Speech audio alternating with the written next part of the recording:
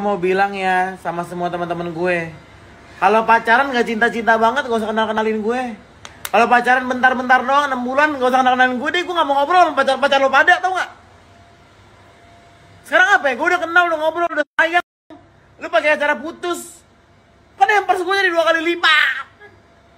Gue gak mau tahu, gue tulis nama lo A dan B. Minta maaf deh, gue minta maaf ya. Pokoknya besok-besok kalau pacaran, kalau udah kayaknya manjang nih, mau manjang nih, baru deh kita temenan, kita nongkrong bareng, bener gak gue? Besok-besok main sama gue sendiri deh, gak usah bawa laki. Gak usah bawa laki.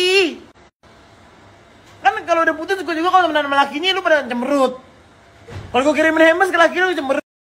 Nggak gue kirimin gak pantas. Gue jadi banci antagonis kalau gak kirimin tuh gak lu. Minta maaf deh, gue minta maaf. Tiap tahun yang cerai 3 orang, putus 6 orang.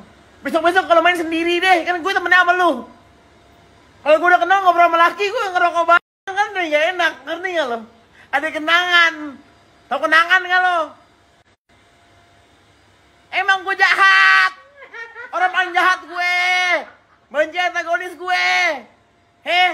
Besok-besok tiap lo main sama gue tanya, sama siapa? Sama laki, main sendiri lo ngobrol sama laki.